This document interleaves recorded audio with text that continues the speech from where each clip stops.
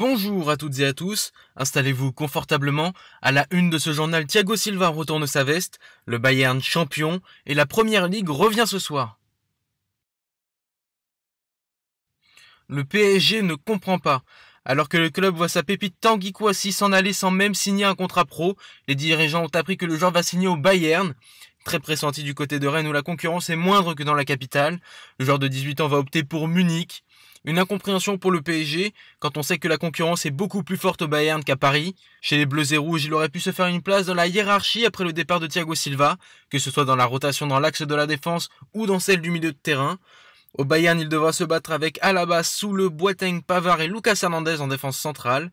Et avec Thiago Alcantara, Joshua Kimmich, Javi Martinez, Leon Goretzka et Michael Cuisance au milieu de terrain. Mais si Kouassi a choisi le Bayern, c'est parce que les dirigeants lui ont promis des garanties, à voir si elles seront tenues. Retournement de veste pour Thiago Silva.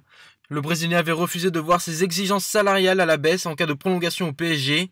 Mais selon The Daily Telegraph, le défenseur va finalement devoir réduire son salaire. Il étudie des offres de Première Ligue, des contrats sur une durée de 1 an avec un salaire de seulement 110 000 euros par semaine.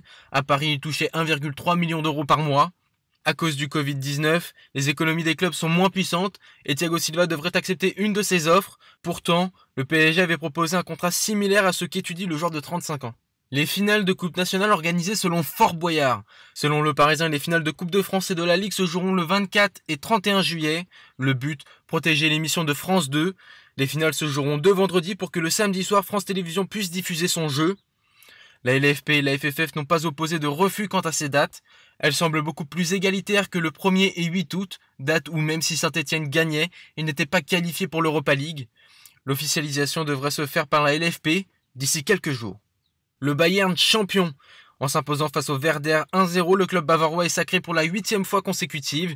C'est Robert Lewandowski sur une passe décisive de Jérôme Boateng qui offre le titre à Munich. À 2 journées de la fin, ils ne peuvent plus être rejoints mathématiquement à la tête du championnat. Une saison qui a été bien compliquée. Sérieux prétendants au titre, Mönchengladbach et le RB Leipzig se sont longtemps échangé la première place. Le Bayern ne l'a prise qu'à partir de la 20e journée, ne l'a plus lâchée. Et l'homme providentiel se nomme Hans-Dieter Flick.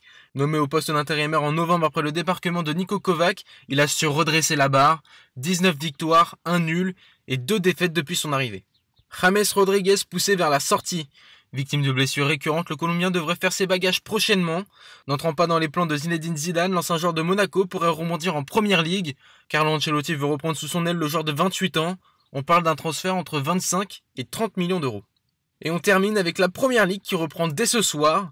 À 19h, les deux promus Aston Villa et Sheffield United s'affrontent. Les surprenantes Blades sont classées 7e et se déplaceront sur la pelouse du 19e. Puis à 21h15, c'est l'affiche de la soirée.